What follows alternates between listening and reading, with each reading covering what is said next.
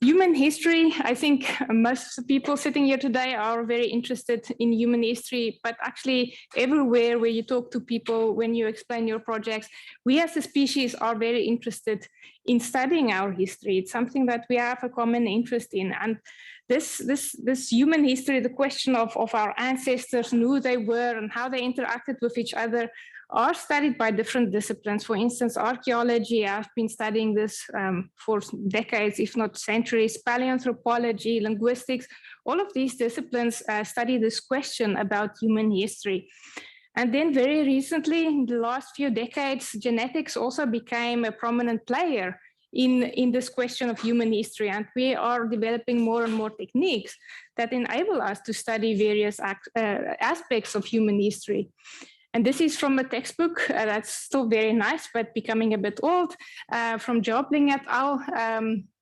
About human history and genetic inferences about how humans migrated out of Africa around 60,000 years ago and populated the rest of the world. Also because of genetics, we know that we actually admixed with archaic humans like Neanderthals and Denisovans, where we encountered them in different parts of the world.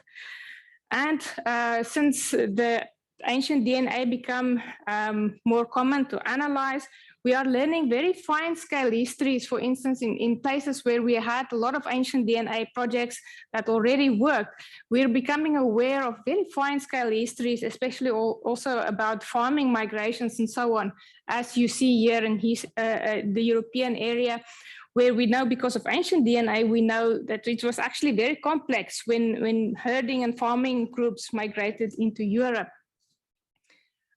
But as you see here on this picture, it doesn't seem if there's a lot of resolution here for Africa. So what do we know about our history in Africa? What do we know? We know about deep human history in Africa, and also about the more recent human history in Africa, when also farming started to spread in the different parts of Africa. Well, we're learning more and more as we go along. And this talk is to highlight some of the inferences that genetics contributed to in terms of what we know about human history in Africa, both through the study of ancient DNA and modern DNA. So this is a review that we did a few years ago about ancient DNA studies in Africa. And what we find more and more when we look at the modern day and ancient DNA studies in Africa, that we see two distinct phases in African history. And the first is a very old layer of deep human history in Africa. And of course, when we talk about deep human history in Africa, it's also the history of the whole humanity. And then there's a more recent stage of history in Africa where we had large-scale migrations of certain groups that adopted or invented farming practices in different parts of Africa, and then expanded and moved across the continent, and therefore thereby changing genetic composition of all modern day Africans, because the majority populations in the different African countries today are the descendants of these farming migrations. However, if you want to look at the deeper history of Africa, you have to look at the few remaining hunter-gatherer groups that still remain in areas that was not very suitable for farming groups to expand into. For instance, the desert areas of Southern Africa where the Khoisan hunter-gatherer lives. Also the rainforest hunter-gatherers in the central parts of Africa, we still have hunter-gatherer populations. And these populations, very few individuals in these little groups that are scattered across the landscape. These populations are also very marginalized, and they are continually sort of hiding their identities and integrating into neighboring groups because they are so discriminated against. And then it is important to analyze, while these populations still exist as distinct populations, it is important to analyze their genetics, because even in a few generations, these groups might completely dissolve into the surrounding populations. But another way that we can study this deep human history in Africa, this first phase, human history, or at least before the Holocene migrations, is to use ancient DNA. Ancient DNA also gives us access to this deeper layer of history before we get these huge migrations. So we can use these both studies on the current day hunter-gatherer groups together with ancient DNA studies to investigate our layer of history before these large farming migrations. But the farming migrations are also interesting, and ancient DNA is also crucial to investigate these farming migrations because we are seeing more and more that these migrations were complex, and they might have existed by multiple migrations that overlay each other. So to really disentangle that, we also need ancient DNA studies. But what we see is we have these later migrations, but then before these farming migrations, it seems that what we see in Africa is, if we study ancient DNA and hunter-gatherer genetics, we see it seems that the genetics across the African continent had this gradient of relatedness between the different groups that exist on the continent. So in this study, then we combined different ancient DNA studies, not so many have been published, ancient DNA studies for Africa. They're all listed here. So genome-wide ancient DNA studies can still be listed on one page. And in Europe, probably you have to have several pages to list all of the ancient DNA studies, but you can still summarize them here. And I'm going to discuss a few of these studies. Again, returning to the review, where we put these data together from the ancient DNA studies together with modern day groups. So the ancient DNA individuals are these triangles, and then the modern day comparative groups are these circles without borders. So we analyzed here in the PCA all of the ancient DNA individuals together with modern day background of current day populations. And here you can see there is somewhat a correlation to geography. For instance, these gray dots is West African variation. This is North and East African variation, and this is Southern African variation. So you do get a correlation to the landscape if you compare it to Africa. But then if you look at these gray dots here, which are West Africans, you can see that this West African variation is actually located in East Africa as well and Southern Africa. And this is because these are descendants of Bantu speakers, and Bantu speakers are one of the largest farming expansions in Africa, where people with a West African ancestry spread to the rest of the continent. That's why we get this shift of the West African variation to different parts of Africa. But if we want to try to zoom into the early history of Africa, and we only try to look at hunter-gatherer variation, so only modern day hunter-gatherer groups and ancient hunter-gatherer groups, because some of these ancient DNA individuals are also from farming contexts. So they are not only hunter-gatherers, there are ancient DNA from different farming contexts as well. But if you look at ancient DNA only from hunter-gatherer groups from today and from ancient hunter-gatherers, and you correlate that to geography, you can see that the correlation to geography increases a lot. Here you have 77% of correlation to geography, while including both farmers and hunter-gatherers, you have only around 30%. It's still significant, but it's only 30%. Here you have quite high correlation to geography. Coming back to that, hunter-gatherers were distributed across the African continent, and they were related to each other in this gradient fashion.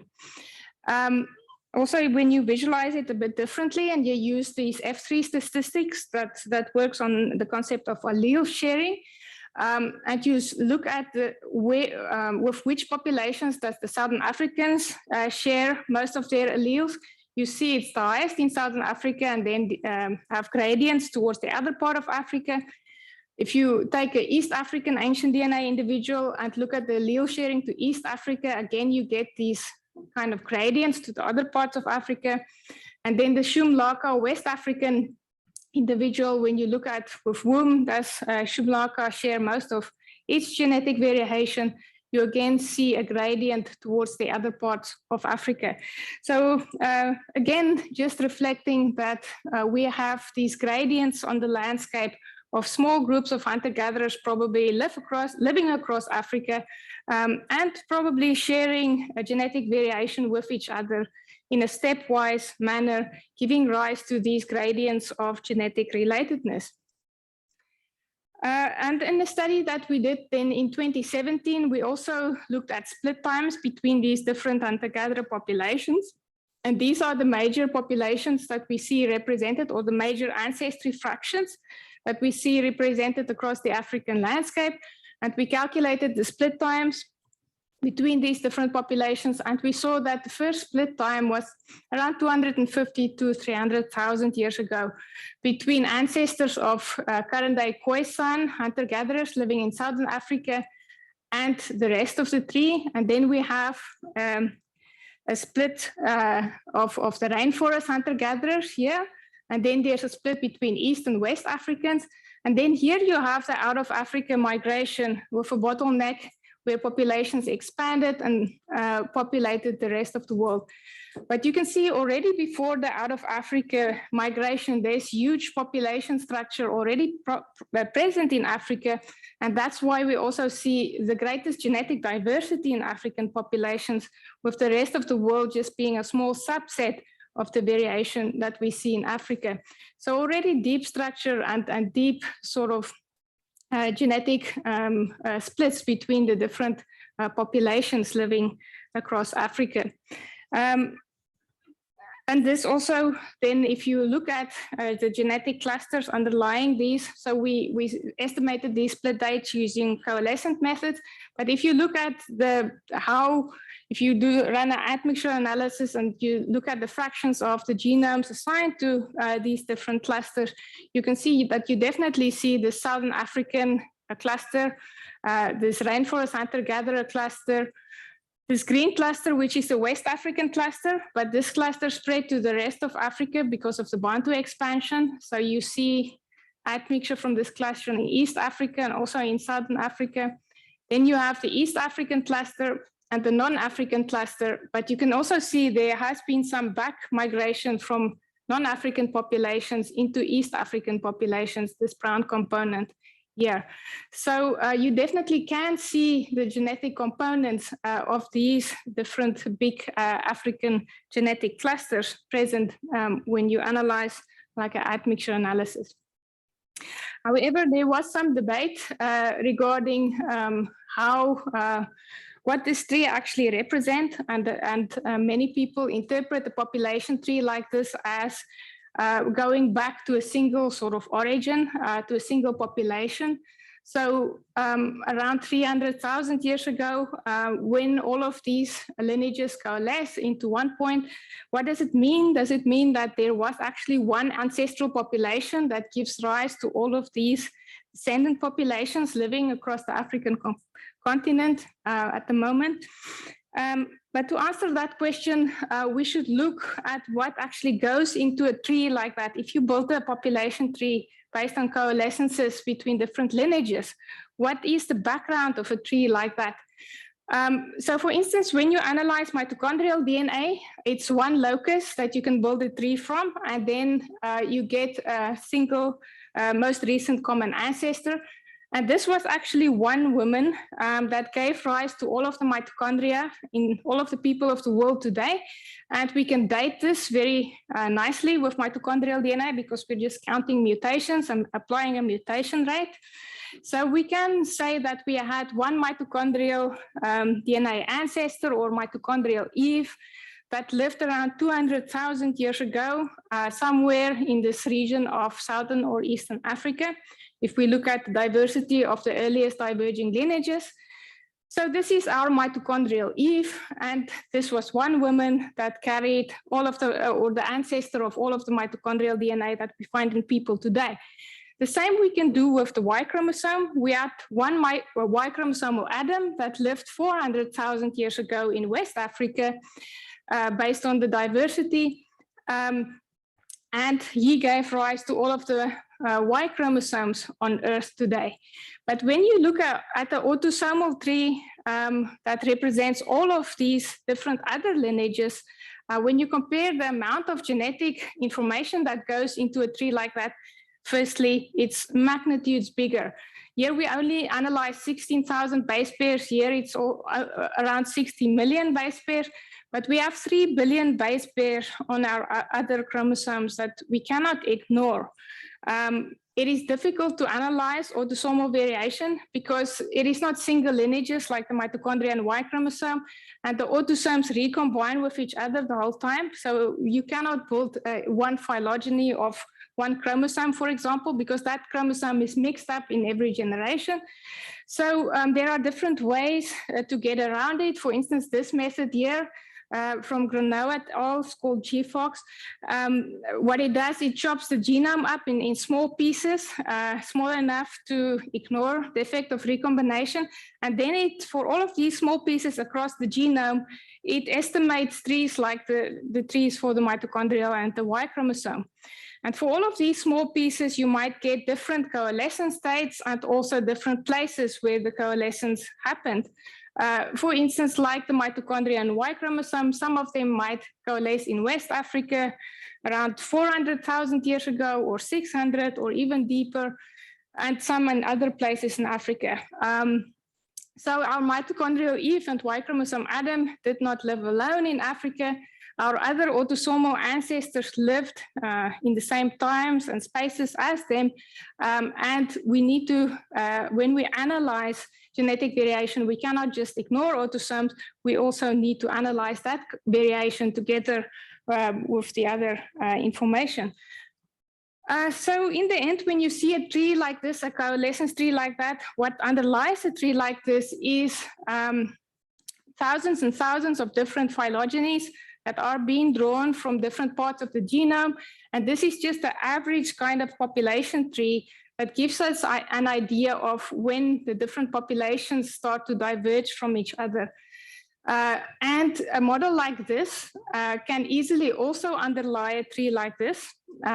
So here we have what we call an isolation by distance model, where there are many populations living across the African landscape, and they have stepwise gene flow with each other. And this will also result in a tree where the populations that live the furthest from each other have the least gene flow, and the populations that live closer to each other have more gene flow with each other. So this is another model, for instance, that can underlie population topology like this. And given that we know our hunter-gatherer groups and ancient DNA hunter-gatherers are related to each other in these gradient fashions, this is quite a probable model that can underlie this as well. But there are studies that make big claims about human origin based on single loci. For instance, this study has been published a few years ago in Nature, making claims about human origins just based on the mitochondria. So only analyzing mitochondrial DNA, they claim that humans originate in a specific place in modern day Botswana. And this was only based on mitochondrial DNA inferences. And just referring back to that previous slide, where I discussed mitochondrial Eve, obviously, this is an overstatement. You cannot just analyze one locus and make a claim about human origins. While obviously the Y chromosome are pointing to another region, and the autosome, the different parts of the autosomes might point to many different other regions. So we wrote a sort of a critique of this study called Human Origins in Southern Africa, Strong Claims from Weak Evidence. So definitely modern human origins is more complex than just analyzing mitochondrial DNA tree and pointing to a specific region in Africa. There's a lot of other things that we need to take into account as well. So now I want to bring a bit of evidence from another field into the talk as well, namely from paleoanthropology. Here I show the skull picture. So this is a skull, it's called the Flores bat skull. And it's a skull from a transitional human that have both archaic and modern features that lived in Southern Africa around this time period when we see the first population divergences. This is a very interesting time period in human evolution in Africa. And here you can see there are different fossil finds or human remains finds in different parts of Africa listed here, in North Africa, East Africa, and Southern Africa. And what we see when we look at these human remains is that it seems that in Northeast and Southern Africa that we have a gradient of humans that evolved from anatomically archaic humans into anatomically modern looking humans. And this gradient exists in Northeast and Southern Africa. And it seems that humans are losing their archaic futures in all of these regions and evolving into anatomically modern looking humans. And this period where we get the first population splits in Africa is actually a period where these transitional humans exist in different places in Africa. So in East Africa, we have the Homo and Erector remains. In North Africa, we have Yebu Irut, and in South Africa, we have Flores Bat. And all of these have both archaic and modern futures. So they are evolving into modern-looking human forms. So more and more in the paleoanthropology community, people are also saying that maybe what we are looking at is not a single origin in Africa, but what they call a pan-African origin of modern humans. So not a single place in Africa where humans evolved into modern looking forms, but maybe it was different places in Africa where this transition happened and then gene flow happened between these different regions in Africa. So this is also a question that are being addressed in different discussion pieces, and people from both the paleoanthropology field and genetic fields are discussing this question together. Whether did our species evolve in subdivided populations across Africa, and why does this actually matter? This was also a very nice review written again by geneticists and paleoanthropologists about the origins of modern human ancestry on Africa. And they discuss a few different models. One of them is this long-standing African connectivity, or what I previously referred to as this isolation by distance model. So small populations across the landscape, probably having stepwise gene flow with each other. The other one is a single origin model, where there's one population that expand and then replace all of the other populations living across the African continent. And then there's this in-between model, which there is an expansion from somewhere in Africa, but the other populations are not replaced, but this expanding population is mixing into this other population. What they do say in the review is that this single human origins, a single point in Africa, can probably be rejected based on the evidence that we have so far from the genetic and the paleoanthropology field.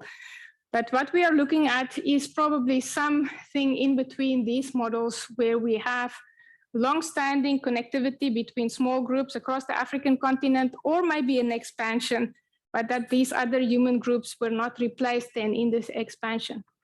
Something they also mentioned is archaic admixture.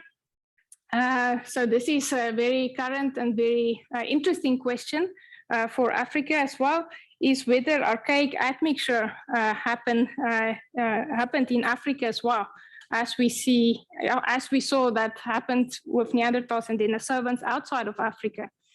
So, and there are studies now that more and more indicate that archaic admixture might have happened in Africa.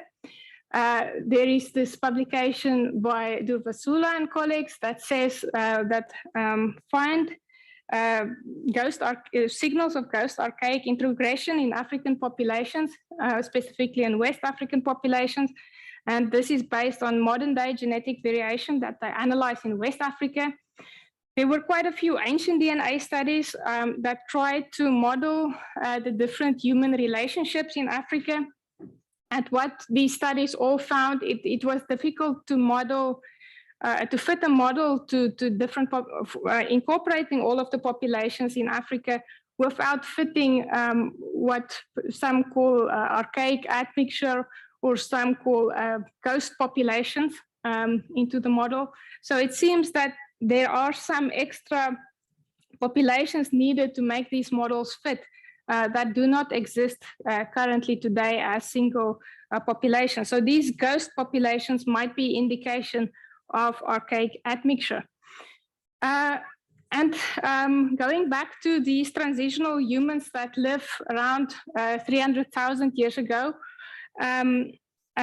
in different parts of Africa, one might ask whether these populations might have had these ancient Africans. Is there a possibility of ancient admixture? Do we see evidence that there could have been archaic humans persisting somewhere and then mixing back into the lineages that goes towards modern humans? So taking Southern Africa, for instance, at around 300,000 years ago, we have this transitional fluorespate individual that existed in Southern Africa. But then a very recent find also discovered what was called Homo naledi that lived at the same time period and the same geographic landscape as the fluorespate individual. And Homo naledi was very archaic looking compared to fluorespate. You can see there's almost no forehead, very robust protruding brow ridges, protruding lower part of the skull. So these very archaic features indicate that Homo naledi had much more archaic features compared to populations that lived in the same landscape and also in the same time period. So this could definitely be a candidate for archaic admixture. Many of the paleoanthropologists I discussed this with thought that this species was maybe too archaic to mix with modern humans, but we really don't know. But this definitely is a possibility of an archaic lineage of humans that persisted to relatively recently alongside populations that were evolving into modern humans. Another possibility, living sort of in between fluorespate and Homo 1. So these are transitional humans or modern humans living in the same time period as this individual from Broken Hill or Kabwe. Again, this individual have much more archaic features compared to these individuals. These were becoming modern. This one still had very archaic features, and it's tentatively classified as Homo heidelbergensis, but it's definitely not as archaic looking as Homo naledi. So maybe the chance of archaic admixture with this lineage is much more likely because they look much more like us. But again, in the same sort of geographic space and in the same time period, a more archaic lineage of Homo existed together with individuals becoming modern humans. And even more recently, there were archaic humans living in West Africa, or not archaic, they were modern, but they still had some archaic features. And when you compare them anatomically, they maybe look like the individuals from Skul and Kafse, so the pre-modern humans that exited Africa into the Middle East. They had the same features compared to this Ivuleru individual from West Africa. So this Ivuleru individual from West Africa still had very archaic looking features compared to modern humans, but it lived until around 14,000 years ago. So very, very recent. And again, a candidate for possible archaic admixture in modern humans or in African populations. So with all of these paleoanthropology evidence and some ancient DNA, it will then be interesting to actually test this archaic admixture. And I know Martin is working very much with his group on testing whether there's archaic admixture in populations or not. And recently published a method on implementing S-star. So I inserted a few slides on S-star that we also tried to test whether some of the African populations that we analyzed have archaic admixture or not. And this we did on modern day genomes. So we sequenced high coverage modern day genomes from 25 Khoisan individuals from Southern Africa. And then we applied S* to these modern day sequences. And what we found when we analyzed this test for archaic admixture in these modern day genomes, we found that this S* statistics is quite sensitive to sample size, and also what we can call the relative phylogenetic position of the different populations, but I will explain this a bit more. So when we do this S* statistic just directly on 11 HEDP individuals from the Human Genome Diversity Panel, with 5 African and 6 non-African individuals, the distribution seems most right skewed for the San individual, indicate maybe that the San have the most archaic admixture. But then when we add more Khoisan individuals to the analysis, we see that sample size have an effect. So if we add the 25 additional Khoisan individuals, the distribution shift towards the other side. And now it seems that the Mbuti had the most signals of archaic admixture, or this is a rainforest hunter-gatherer individual. But when we only use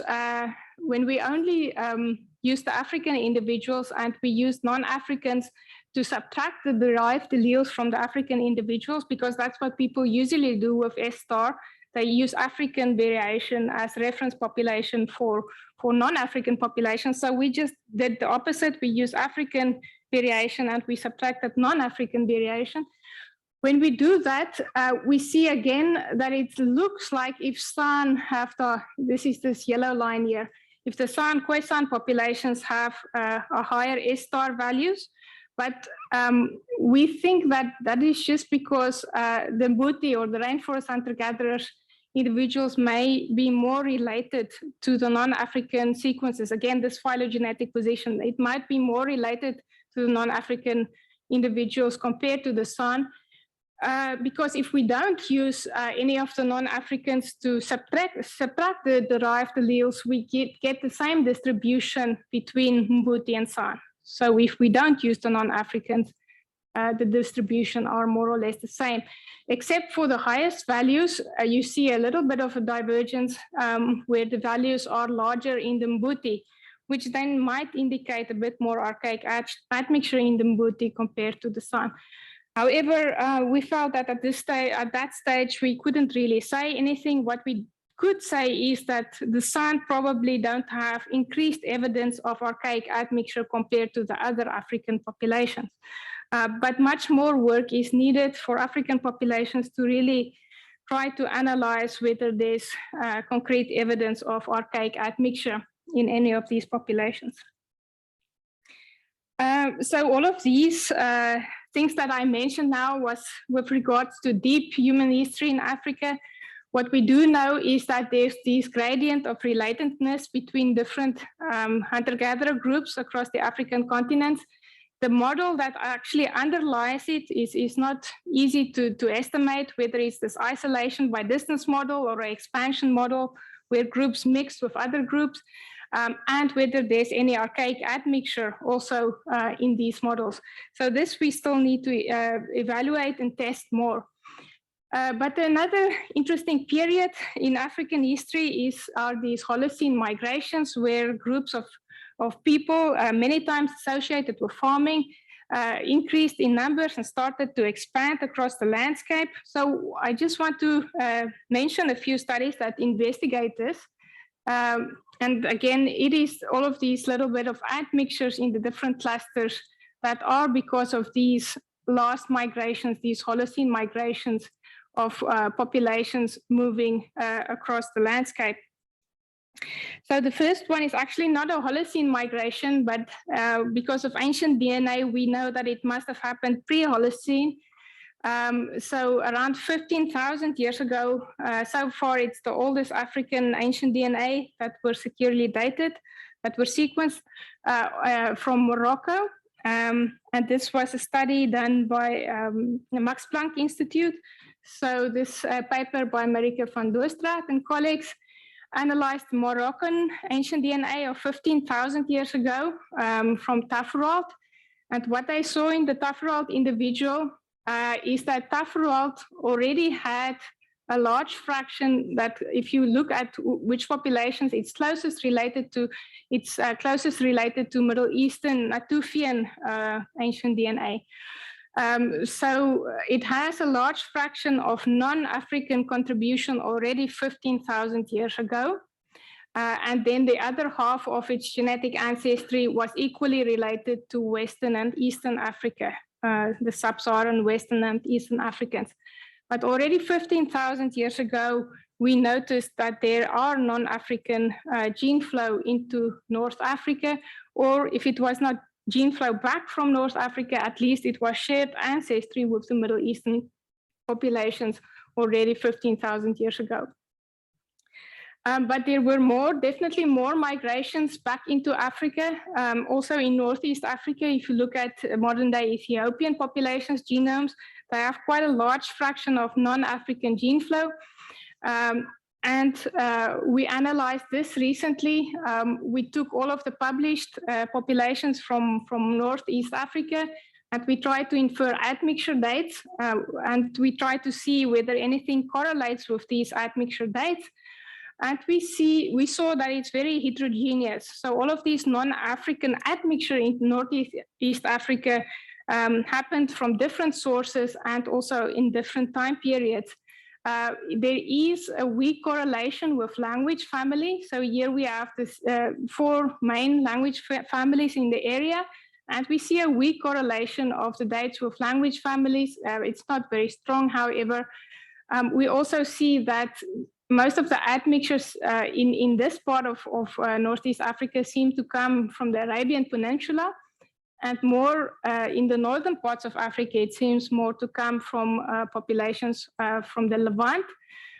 But what this study basically indicated that the gene flow back into Africa was not a punctuated single event, rather it's an ongoing and complex scenario, and it cannot be explained by a single event of back migration into Africa. And probably what we then need is ancient DNA to investigate this more, how that the different waves of back migration in Africa, in Northeast Africa work.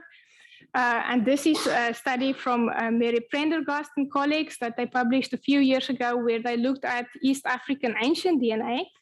And also how did herding practices spread into East Africa. And what they got, what I found is that a model that probably explain how non-African variation and also herding practices spread into Northeast Africa is quite a complex model, but it's a 4-stage model. And in the first stage, Sudanese groups, it's here, Sudanese groups mix with North African or a Middle Eastern group. And then this group move into East Africa and also introduce herding practices. And then there was another movement of Sudanese groups into East Africa that introduced pastoral Iron Age into East Africa. And then the Bantu speaking farmers arrived there, introducing West African ancestry into East Africa. So the East African picture is really complex, with different groups moving in there with different ancestries at different time periods. And we really need ancient DNA to really disentangle all of these signals that we have in East Africa. But then this non-African ancestry that are mixed into East Africa actually moved all of the way south and were introduced into Southern Africa, also with herding practices around 2,000 years ago. And this was very nicely illustrated by the study of Pontus Skoglund and colleagues, where they sequenced 2 ancient DNA individuals from Southern Africa. One was dated to 1,200 and one was dated to 2,000 years ago, but they came from very close to each other on the geographic landscape. And when you look at them genetically, these are the oldest individuals, the 2,000-year-old individual. We also sequenced a 2,000-year-old individual from around here in Southern Africa. So these are the 2,000-year-old individuals. And this is the 1,200-year-old individual. And you can see that this more recent in time individual have an ancestry fraction that these older individuals don't have. And this is because this individual was found in a herding context. They were the archaeological context where this more recent individual was found was in a herding context. And it had this East African fraction, but also that is present in East African herder populations, but they also contain this non-African component or North African component already. So this admixture between North Africans or Middle Eastern populations that happened in East Africa spread then all the way down to Southern Africa together with herding practices, so that Southern African populations already had a non-African component already before the time period of colonization of Southern Africa. And we also published a recent study where we looked at this East African component using this X2 autosome ratios. And we saw that the herding practices or the herding populations spreading into Southern Africa were probably quite male biased. So it was a male biased expansion into Southern Africa that introduced herding practices into Southern Africa. I'm just going to quickly mention a few more of these arrows. So we have this arrow here that goes from east to west on the landscape, and this is the Sahel belt. So it's the belt of savanna region just below the Sahara, in between the rainforest and the Sahara Desert. We see bidirectional migrations of herding groups. So there's a lot of nomadic herding groups living in this area, and they migrate to and fro in this region the whole time. And we analyzed this very recently in a paper. It just got published a few days ago in MBE.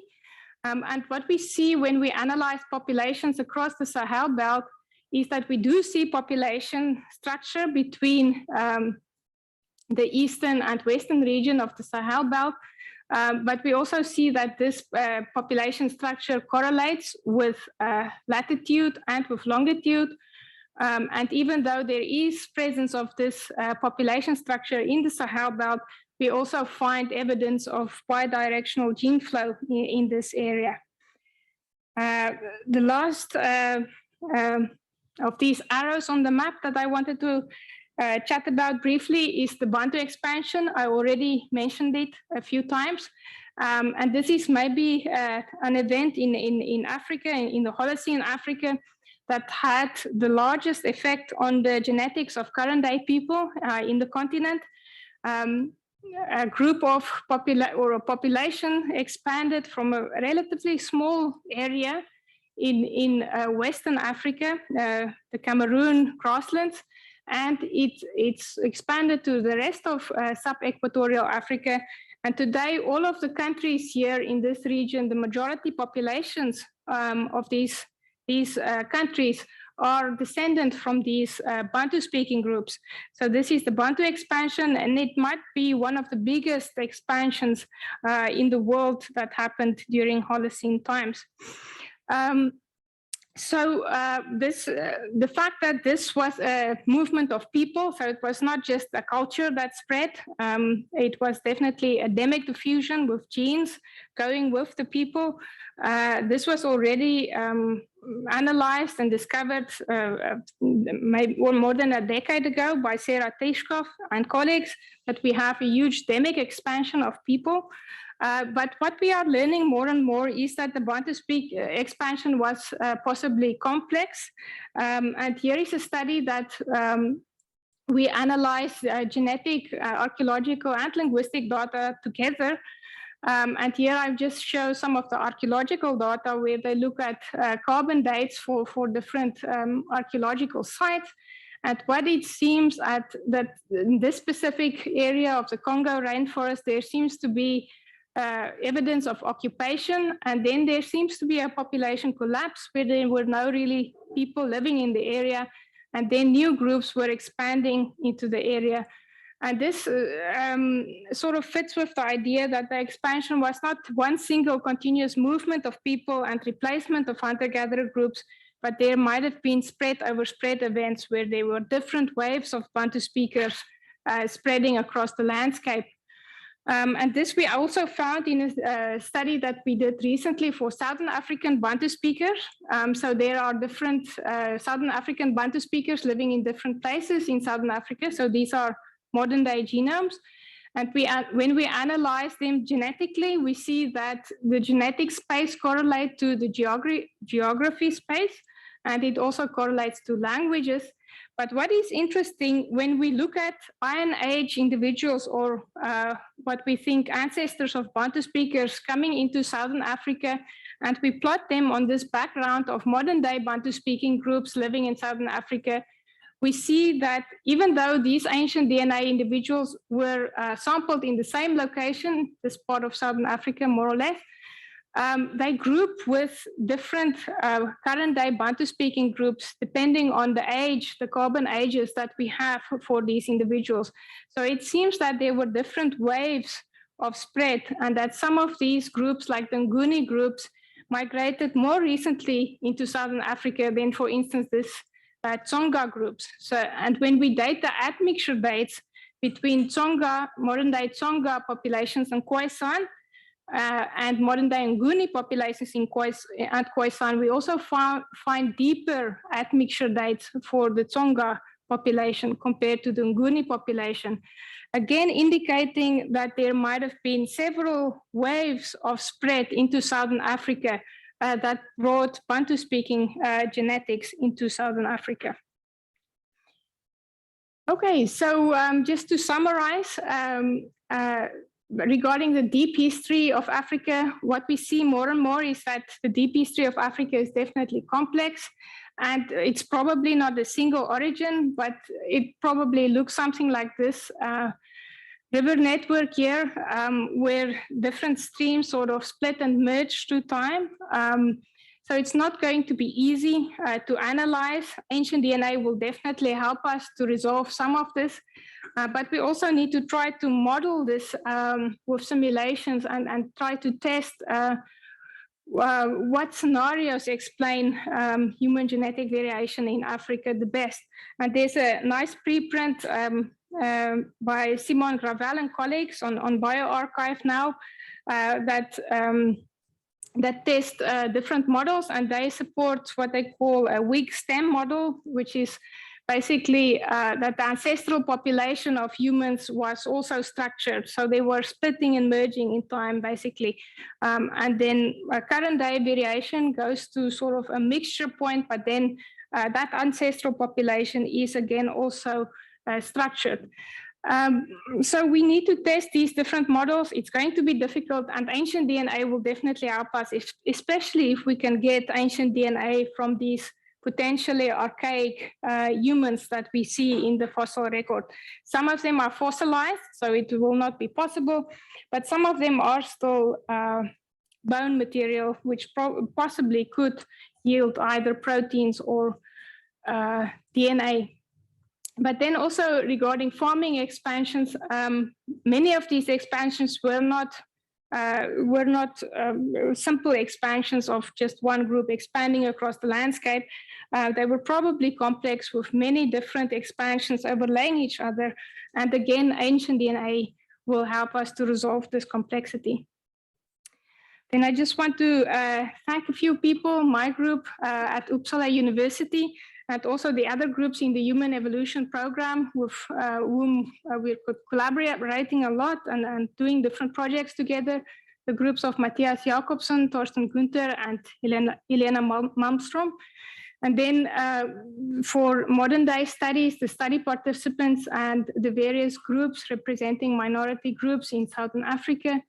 And then also for the ancient DNA studies, the various heritage resource boards in South Africa, and then our South African collaborators regarding the ancient and modern day projects, and then also the different funders that funded the projects. Thank you.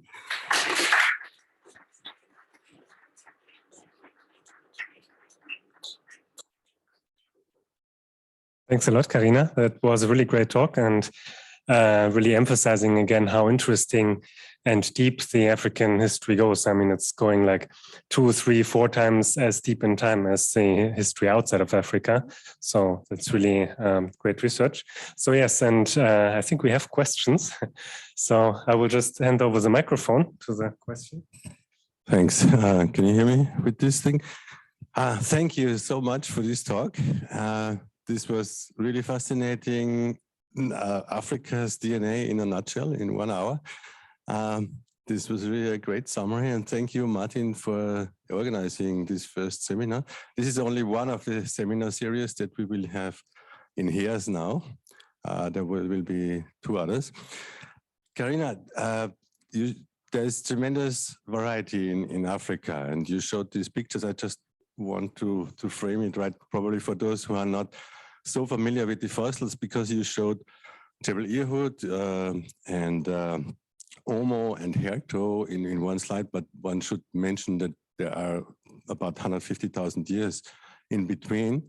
So this is a very different time horizons also that you showed. But we know that there is a lot of variation going on in time in Africa through several 100,000 years. We also know that all non-Africans should come from one lineage that appeared 60, 70,000 years ago.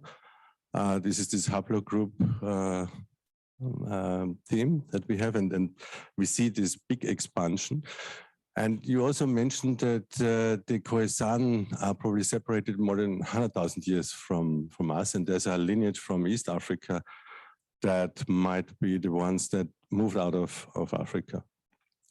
So my question is, although the Khoisan are very interesting lineage to study because they are obviously one of the oldest remaining lineage, how related were they to those people that were really our ancestors, this lineage that came from East Africa around 60,000 years and then spread so successfully over all the other continents? What is the relationship? Do we know anything about it? Or if we study Khoisan, are we just studying something that is interesting, but a kind of a dead end in Africa? Yeah, that's a good question. So let me just quickly go back to the tree. Yes, I can go to this one. Definitely, I think not so many studies have investigated whether, if you look at non-African variation, whether you can link it more to Northeast Africans. There have been a few studies that try to do that, to see actually if you trace non-Africans, if it's more related to Northeast Africans than the rest of Africans. But it's very difficult because we have this backflow of non-Africans into Northeast Africa. So really to distinguish the recent backflow that came from non-African sources into Northeast Africa is difficult to distinguish the shared ancestry with Northeast Africans. But if it is that population structure go back very deep in that part of the world, again, then Northeast or non-Africans will be a subset of the variation that we find in Northeast Africa. And it will be related to Khoisan through the rest of this tree. So basically there's a lot of mutations scattered on this tree.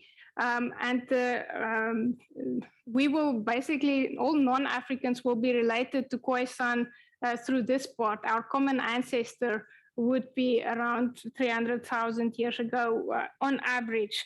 But for, again, this tree underlies a lot of separate smaller trees. But this is an average population tree that on average, the population split then between Khoisan and non-Africans will be around 300,000 years ago. So our common sort of history then converges in this time point. So we will share a more recent history. Non-Africans do share a more recent history with Northeast Africans, but then we also share a history with Khoisan. It's just the coalescence is just deeper in time. I'm not sure whether that answers your question. That would mean that our common ancestry is 300,000 years back. And that is fascinating for me because we are analyzing tooth shape in 3D and we are working on premolars, molars, deciduous molars. And what we find always is that the Khoisan have the same kind of variation in tooth shape like the Europeans, the Americans, or the Asians. And that's, if we think that we are 300,000 years back, our last common ancestor, that is really fascinating. Yeah. I don't know what it means, but that will be surely a topic that we could work on together. We talk about that later. Yes, yes, sounds very cool. You had a question?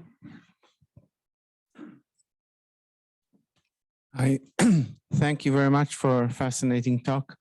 As a fellow ancient DNA person, so this is not criticism, it's more like bringing the question. I mean, you know, I mean, let's face it, there's limitations to preservation of ancient DNA.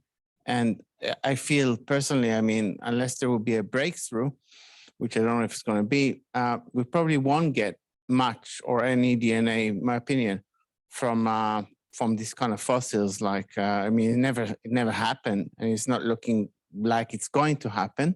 Correct me if I'm wrong. So the question is, you know, given the fact that there was so much diversity, there is so much diversity through space and time, and we potentially cannot access this very deep time, you know, like Pleistocene, for example, very little.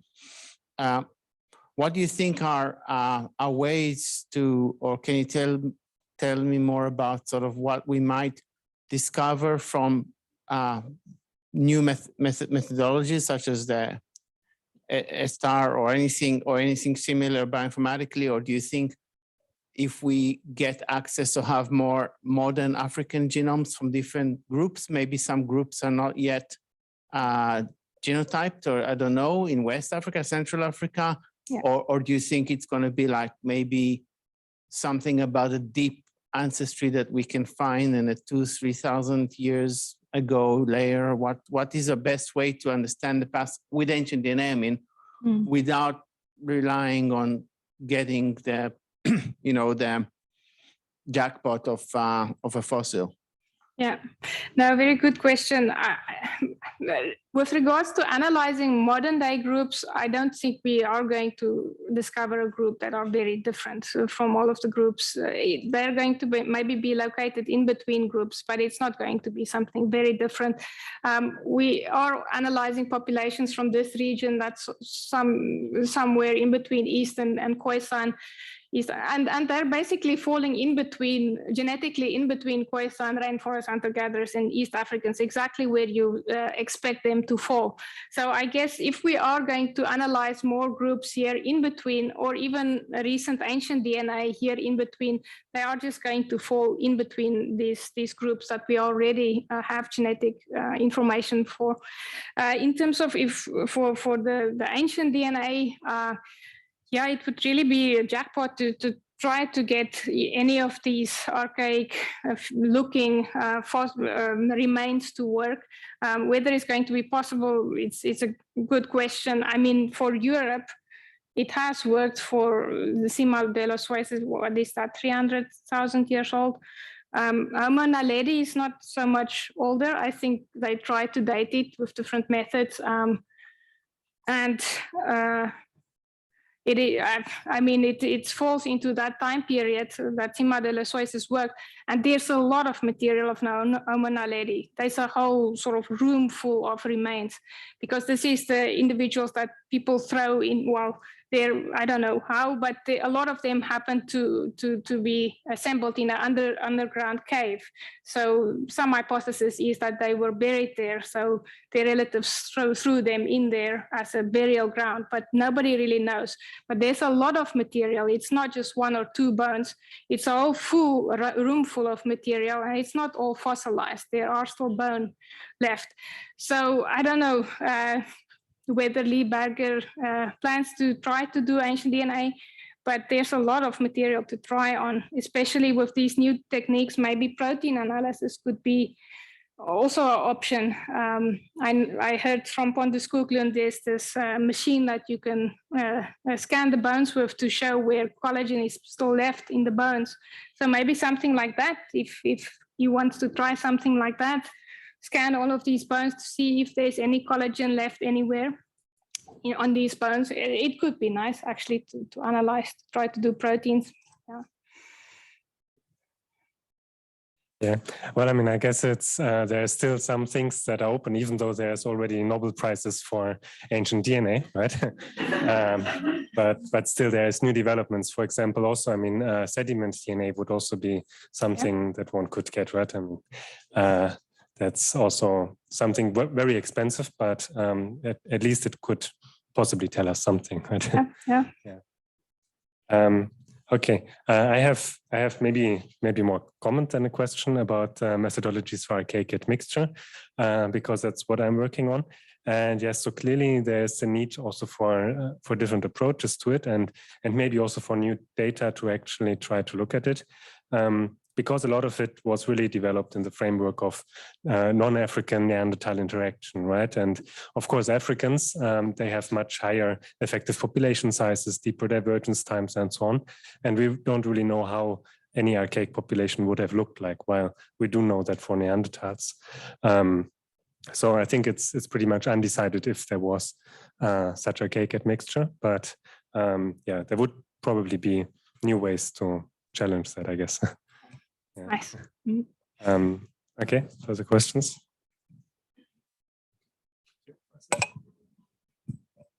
I have a question about the archaic admixture. So if the distinction between Neanderthals and modern humans is already triggering the definition of a single human species, do we expect from these archaic humans to be on the same level? I mean, do we expect this admixture to be an admixture between different kind of humans that allow us to use the term hybridation, or something like it happens for ring species? So there are some barriers of incompatibility between the groups, or the Pan-African model is something that allows us to say that there was a huge human species spread all over the continent. Yeah, very good question. Yeah, it's difficult to answer. I mean, we don't really know how much.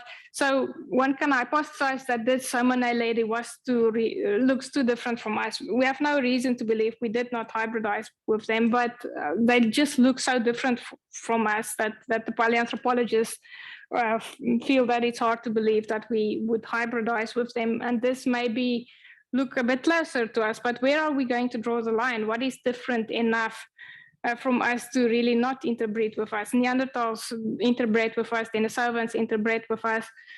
So clearly they were actually the same species. In the biological species definition, they were not a different species. They were the same species as us. We just gave them a different name because we wanted to name them differently. Because we name it differently for the other organisms.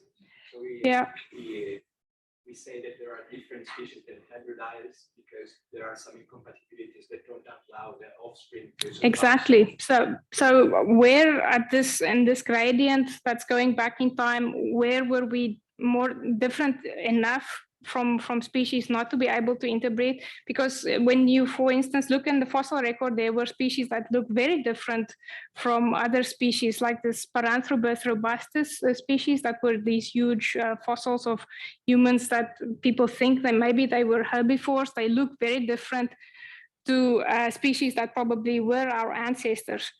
Could they interbreed with our ancestors or not? Did they interbreed with our ancestors? What is different enough to interbreed?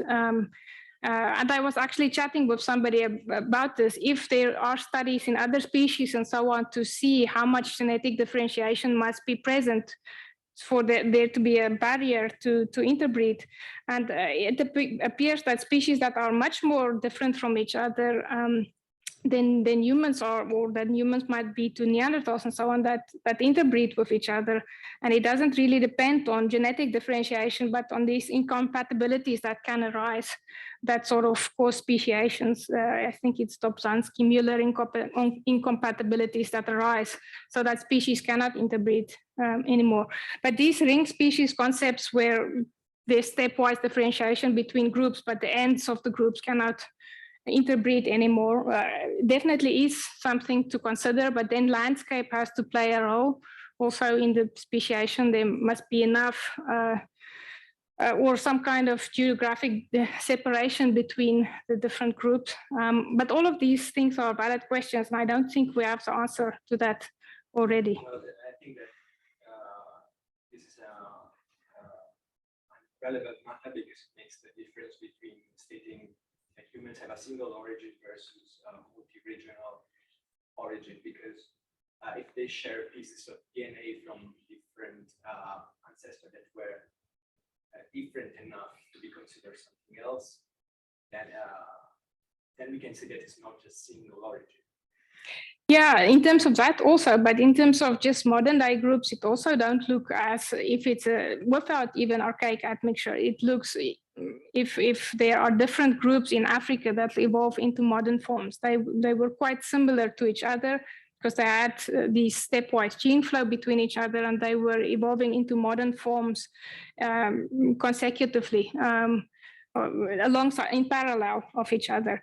But then there might be this additional component of archaic admixture into them, that somehow these species have been genetically isolated from the other species, probably because they look very different from them. I don't know, maybe they evolved in different niches or something, but Homo naledi clearly was in some way genetically differentiated, or they couldn't interbreed with our ancestors because they look so different. But then they came in re-contact again, maybe in the same landscape. But did they interbreed then or not? We don't know. They were living in the same space and same time, but we don't know if they interbred. But somewhere there must have been a genetic barrier, otherwise they wouldn't have diverged like that. Whether it's just different niches that like sympatric speciation, or whether they were separated at some time point, we don't know. Yeah. Maybe the Homo naledi is different enough that all of these other intermediate forms. It could be, yeah. Something independent and still compatible. Yeah. I think it's very difficult to answer, especially because we don't have any sequences. With Neanderthal and Denisova, there was lots of people that said we did admix, and then lots of studies that said we didn't admix before we got the sequences. When we got the sequences, it was easier. But before that, it was a lot of to and fro, and nobody could really say. And I think it's going to be the same for. It's more a question about the method, or what to state in each case.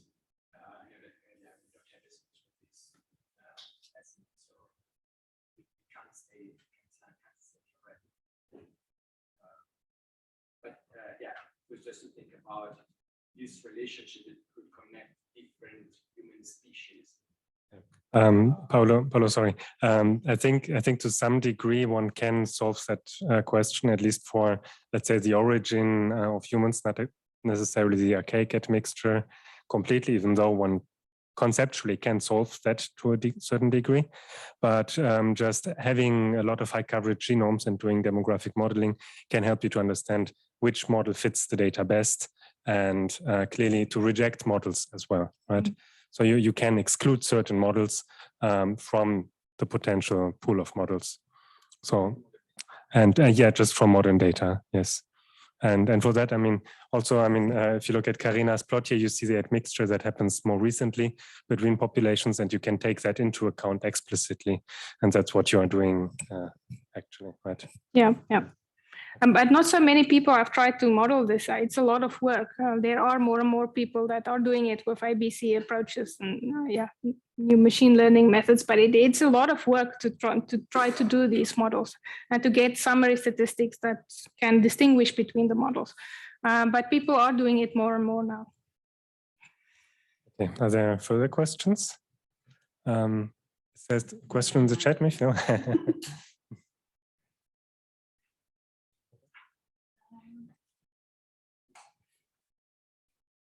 Thank you very much for this lovely talk. It was really, maybe I put this away. So this might be a little bit a side question. But I'm wondering, because I'm working a little bit with the Maasai, do you know anything about them? I mean, how would you put them into your landscape there, or do you have any predictions on them? Yes, I think actually they're one of the let me just get. They're one of the populations in this. Just get it. So they're actually here somewhere. Should be. Maasai, so it's this population here. So you can see this blue component is the East African component. They also have this non-African component because of backflow into Africa. And then they also have this West African component, which we think is due to Bantu expansions in the area that they mixed with some of the Bantu speaker populations more recently. Okay, so you really try to pick all the populations possible just to put them. Yes, yes. So you can also, I mean, if you want to know if this signal here is recent admixture, you can also date this admixture. So you can date when the Maasai mixed with Bantu speakers. And usually, especially with the Bantu expansion, it correlates with archaeology when this wave of Bantu farmers moved into the area. And then you also see the dates, the admixture dates correlating with these archaeological signals. Yeah. Okay. Yeah, thanks again, Carina, for the nice discussion. And it was a great talk. I think everybody who asked questions and everybody else agrees. So thanks again. And yeah, thank you all for listening. And yeah, that's it. Thank you.